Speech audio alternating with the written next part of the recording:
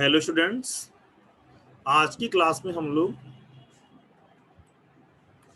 Social science के relationship हम लोग डिसिप्लिन से करेंगे।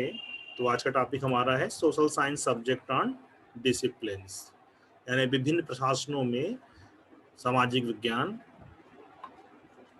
आज हम लोग इसके महत्व, इसकी विशेषताएं और इसके स्कोप और इसका जो क्लासिफिकेशन है, जो इसका वर्गीकरण है, हम लोग ये देखने का प्रयास करेंगे। ठीक है, तो सबसे पहला क्वेश्चन आता है बेटा, व्हाट आर सोशल साइंस? सामाजिक विज्ञान है क्या? पहला प्रश्न तो यही आता है।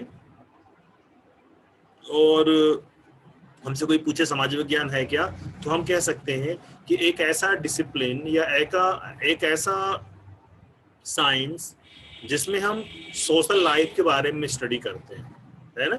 N academic discipline dealing with study of social lifes of groups and individuals, यानी एक ऐसा विज्ञान जिसमें हम सामाजिक जीवन को जीने की कला, या हम कह सकते हैं जीवन जीने की कला के बारे में, या जीवन जीने का विज्ञान हम पढ़ते हैं, उसे हम कहते हैं सोशल साइंसेस या सामाजिक विज्ञान। ठीक है, अब इसकी इंपॉर्टेंस, तो हम अगर इसके इंपॉर्टेंस की बात करें तो हम कह सकते हैं कि social science can help us improve our societies, यानी हमारा जो सामाजिक ताना बाना है, हमारी जो सोशल सोसाइटी है, ठीक है, उस सोशल सोसाइटी को या हमारे समाज को जो है वो इम्प्रूव करने का काम करता है। ठीक है, और ये इम्प्रूव कैसे कर सकता है? हियर वी स्टडी, यहाँ पे हम लोग क्या करते हैं? हम लोग सोसाइटीज के बारे में अध्ययन करते हैं। How people put their societies together, और अपने समाज और लोग कैसे अपने समाज के साथ रहते हैं। How their society should, the impact of their decisions about how their societies should be run, यानी उनके निर्णयों का प्रभाव सोसाइटी में या समाज पे कैसे पड़ता है। ठीक है, how society should be put together, और कैसे जो है विभिन्न समाज एक साथ रहते हैं, इन सारी बातों का अध्ययन करते से क्या होता है? Knowledge of the social science can help us improve our societies, यानी जो हमारा विभिन्न समाज है उसको इम्प्रूव करने का, उसको डेवलप करने का, उसको विकसित करने का काम सोशल साइंस करता है। ये सोशल साइंस का पहला महत्व है बेटा।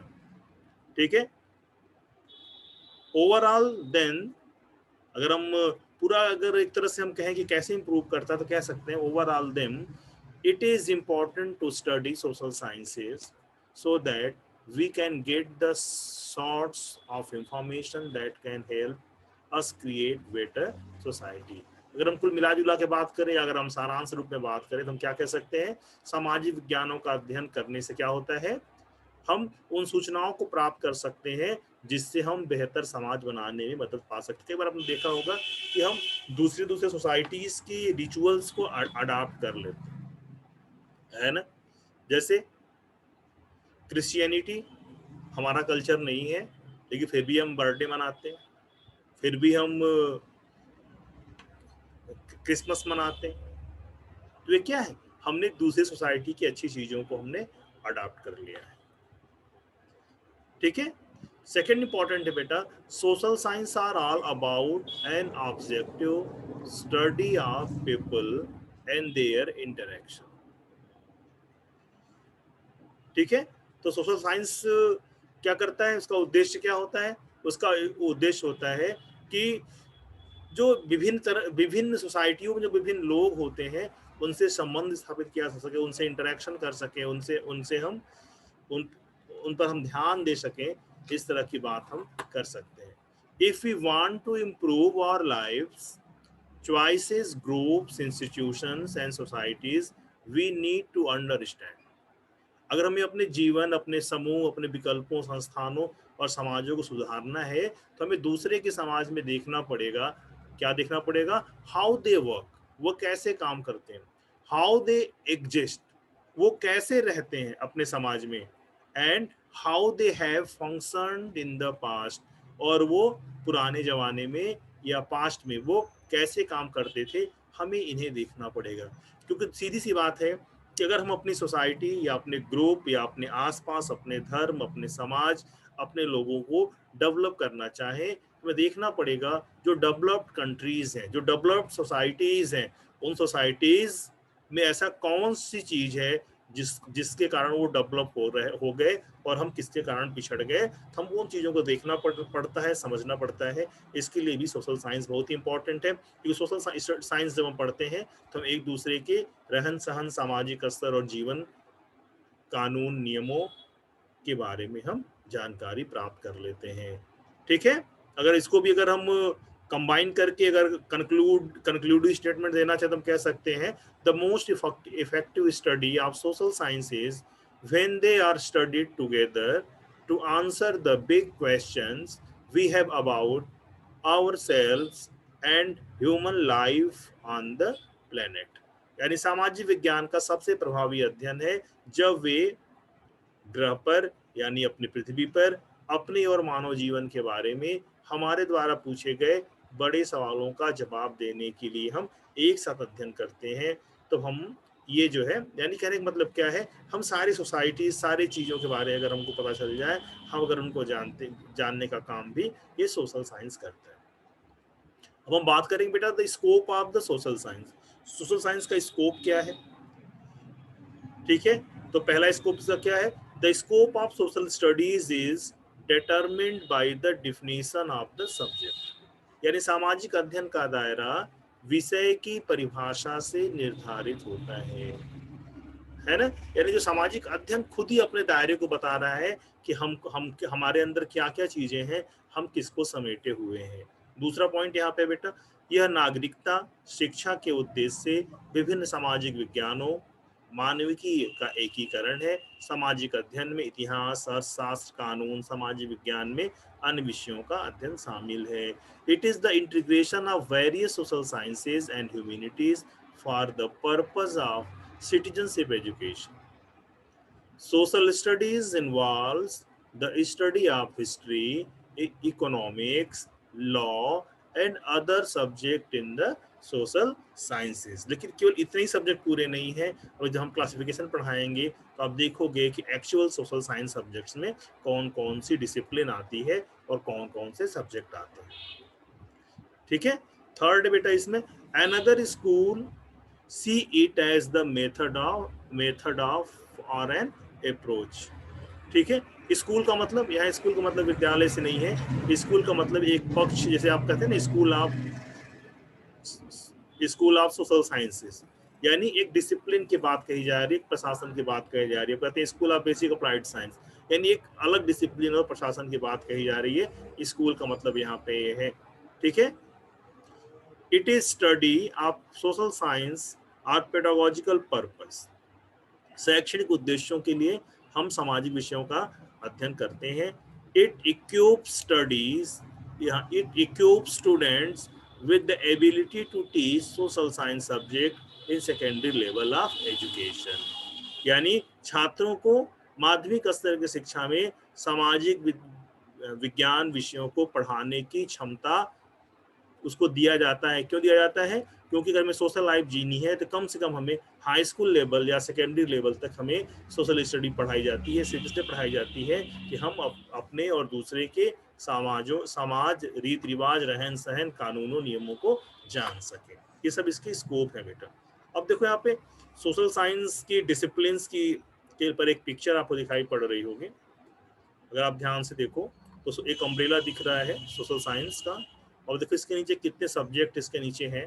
आप देखो human geography, economics, linguistics, political science, anthropology, communication, translation studies, sociology, psychology, criminology, law, development studies, cultural studies and education. ये सारे सब्जेक्ट मिलके बेटा सोशल साइंस डिसिप्लिन को बनाते हैं। ये सब इसके सब पार्ट है, सब भी अलग अलग डिसिप्लिन है। यानी कि सोशल साइंसेस की बात की जाती है तो इन सारे सब्जेक्ट्स की बात एक साथ की जाती है। अब इसको थोड़ा सा मैं कैटेगराइज करने जा रहा हूँ यहाँ पे। जैसे पहला जो स्क्रीन आप पे दिख रहा होगा, सोशल साइंस की एक डिसिप्लिन है जिसका नाम एजुकेशन है, शिक्षा शास्त्र है। अब देखो शिक्षा शास्त्र में हम किन किन चीज़ों को पढ़ने का काम करते हैं। अगर अपने स्क्रीन पे देखो तो चाइल्ड एजुकेशन है, एजुकेशनल फिलोसफी है, एजुकेशनल प्रोसेस एंड मोड्स है, एडल्ट एजुकेशन है, वीमेन एजुकेशन है, टेक्निकल एजुकेशन है, एक्स्ट्रा करिकुलर एजुकेशन है, फिजिकल एजुकेशन है, मदरसा education, home based education, informal education, education for physical handicap, educational institutes, right to education act of India.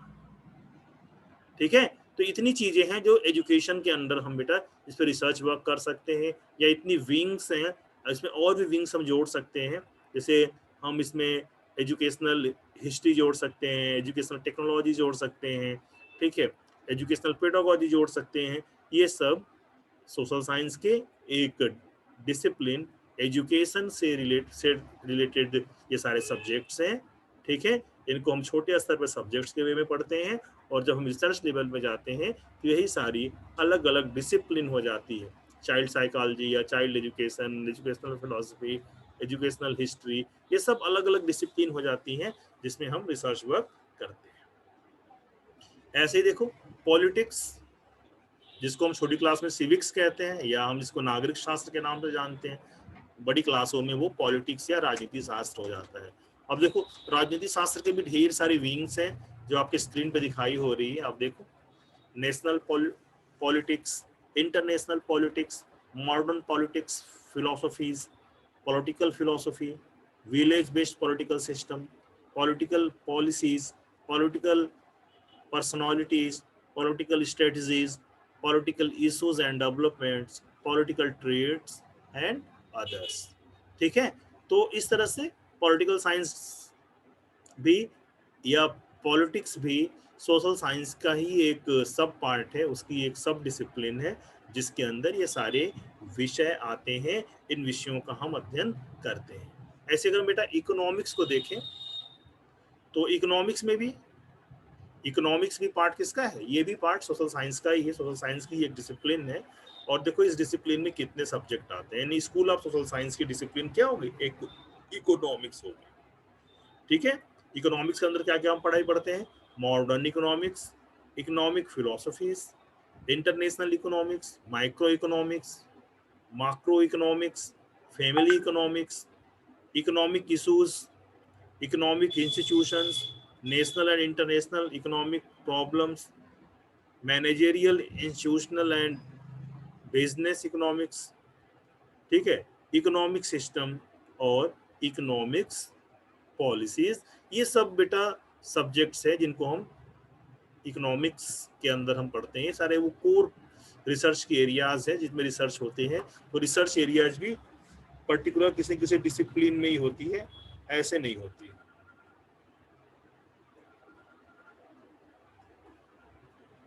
ठीक है, अब ऐसे ही हम अगले डिसिप्लिन को देखा तो अगले डिसिप्लिन लॉ है। लॉ भी सोशल साइंस का ही एक पार्ट है। तो लॉ में हम क्या क्या पढ़ते हैं, लीगल सिस्टम, लोकल। अब देखो लॉ में क्या क्या पढ़ते हैं, लॉ में हम लीगल सिस्टम पढ़ते हैं, और क्या पढ़ते हैं, लोकल लॉ पढ़ते हैं, है ना, इंटरनेशनल लॉ पढ़ते हैं। ठीक है, कहीं किन्हीं किन्हीं देशों में शरिया लॉ भी पढ़ाई जाती है, यानी इस्लामिक लॉ पढ़ाई जाती है। कॉर्पोरेट लॉ है, बिजनेस लॉ है, कंपनीज लॉ है, criminal law, animal protection law, labour law, cyber law, employment law, environmental protection law, child protection act, women safety act, brewery act bill, और ढेर सारे और भी अदर्स लॉ हैं जो अलग अलग डिसिप्लिन है रिसर्च लेवल में, और ये लॉ के अलग अलग सब्जेक्ट्स हैं जिनके बारे में हम सोशल साइंसेज में हम पढ़ने का काम करते हैं। ठीक है, ऐसे ही बेटा एक और इसका जो पार्ट सब डिवीजन है, डिसिप्लिन है सोशल साइंसेज की, वो है सोशियोलॉजी। कई बार हम सोशियोलॉजी को ही हम सोशल साइंसेज समझ लेते हैं, जबकि ऐसा नहीं है। सोशल साइंसेज तो पूरा एक स्कूल है ना, पूरी एक अलग विंग है या एक अलग डिसिप्लिन है जिसके अंडर ढेर सारे सब्जेक्ट या सब डिसिप्लिन रहती हैं। तो सोशियोलॉजी में क्या क्या हम पढ़ते हैं? Human behaviour, behaviour of the society, basic value of the society, group behaviour, family behaviour, community behavior, general social issues, specific community based issues, religious behavior, social trends, living style, art and culture, traditions and festivals, and multicultural society। ये सारे वो subject हैं sociology के, ये सारे part कहलाते हैं। ठीक है, ऐसे ही बेटा साइकोलॉजी भी सोशल साइंसेस का ही एक डिसिप्लिन है। और सोशियोलॉजी के अंदर हम क्या क्या चीजें पढ़ते हैं?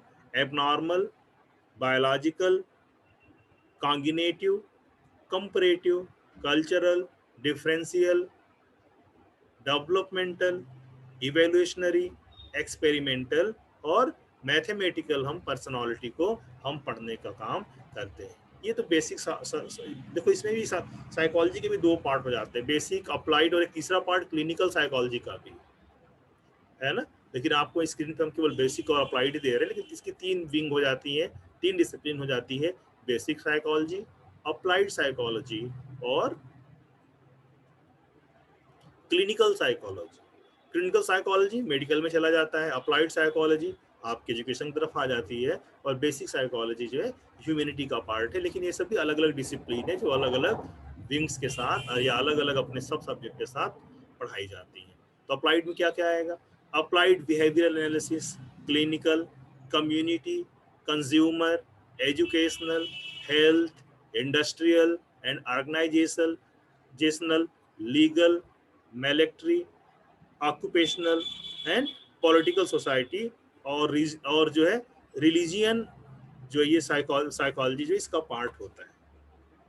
ठीक है, ऐसे ही अगर हम जर्नलिज्म को डिवाइड करें तो सोशल साइंसेस का एक अलग डिसिप्लिन है जिसको हम जर्नलिज्म भी कहते हैं।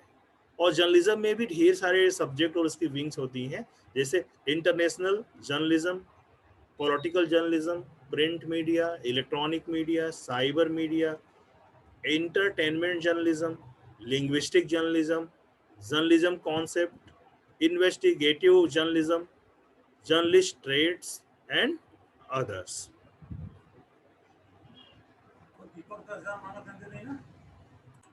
जर्नलिज्म के जो भी आपकी स्क्रीन पे हमने अभी डिस्कस करे। अब ऐसे ही अगर हम सोशल साइंस का एक डिवीजन और देखें, डिसिप्लिन और देखें, तो मैनेजमेंट भी बेटा सोशल साइंसेस का ही पार्ट है ना। तो इसमें कौन कौन सी डिवीजन आती है? Administration, Indian administrative system, human resource management, event management, personality development, diversity management, personal life management, family life management, quality management, social life management, professional life management, religious life management, management philosophies, work culture management, business management, small medium large corporate, ये सभी बेटा अलग अलग discipline हो जाती हैं, subject हो जाती हैं। मैनेजमेंट ऑर्गेनाइजेशन और ऑर्गेनाइजेशनल पॉलिटिकल मैनेजमेंट, ये सब मैनेजमेंट का पार्ट है। ऐसी जो हमारी भाषा है, जो लिंग्विस्टिक है ना, जिसको हम हिंदी, इंग्लिश, संस्कृत, उर्दू आदि नामों से जानते हैं बेटा, वो भी सोशल साइंसेस में ही आता है, वो भी सोशल साइंसेस का ही पार्ट है। ठीक है ना। और इसमें भी बेटा कई डिवीजन है, अप्लाइड का है, एक्सपेरिमेंटल लिंग्विस्टिक्स होता है, और थ्योरेटिकल लिंग्विस्टिक करके इसमें कई ढेर सारे पार्ट हैं। आपकी स्क्रीन पे सबका नाम दिख भी रहा है। कंप्यूटेशनल लिंग्विस्टिक्स है, इवोल्यूशनरी लिंग्विस्टिक है, फॉरेंसिक लिंग्विस्टिक है, इंटरनेट लिंग्विस्टिक है, लैंग्वेज इक्वेशंस है, लैंग्वेज असेसमेंट है, लैंग्वेज डेवलपमेंट है, लैंग्वेज एजुकेशन, लिंग्विस्टिक एंथ्रोपोलॉजी है, न्यूरो लिंग्विस्टिक्स है, साइको लिंग्विस्टिक है, सेकेंड लैंग्वेज इक्वेशन है, कॉग्निटिव लिंग्विस्टिक है, ठीक है, जनरेटिव लिंग्विस्टिक्स है, फंक्शनल थ्योरीज ऑफ ग्रामर है, क्वांटिटेटिव लिंग्विस्टिक्स है, फोनोलॉजी, मॉर्फोलॉजी, मॉर्फोफोनोलॉजी, सिंटैक्स, लेजिस, सब आप कुछ इसमें चीजें पढ़े हुए हैं आप, आपका जो पेपर अभी था प्रीवियस ईयर में, लैंग्वेज अक्रॉस करिकुलम, उसमें इन्हीं सारी चीज़ों को आपने पढ़ा भी है, सेमेनेटैटिक्स, प्रैग्मेटिक्स, ग्राफेमेटिक्स, ठीक है, आर्थोग्राफी, सेमिटोटिक्स, डिस्क्रिप्टिव लिंग्विस्टिक है, एंथ्रोपोलॉजिकल लिंग्विस्टिक है, कंपैरेटिव लिंग्विस्टिक है, हिस्टोरिकल लिंग्विस्टिक है, इंथोमोलॉजी है, ठीक है। तो ये सारी जो एक लंबी चौड़ी लिस्ट आपके सामने दिख रही है, ये सब भी अलग अलग सब्जेक्ट और अलग अलग डिसिप्लिन हो जाती है रिसर्च लेवल में जाके। और वैसे जैसे जैसे हमने आपको पहले ही बताया था, जो लोअर क्लासेस होती है उसमें जो सब्जेक्ट होते हैं वो धीरे धीरे अपर क्लासेस में डिसिप्लिन हो जाती है, और उन डिसिप्लिन के अंदर जो सब्जेक्ट पढ़ते हैं वो भी हायर एजुकेशन और रिसर्च लेवल में जाके वो भी अलग अलग डिसिप्लिन हो जाती हैं। मैंने यह बात आपको प्रीवियस क्लास में बताई थी, ठीक है ना।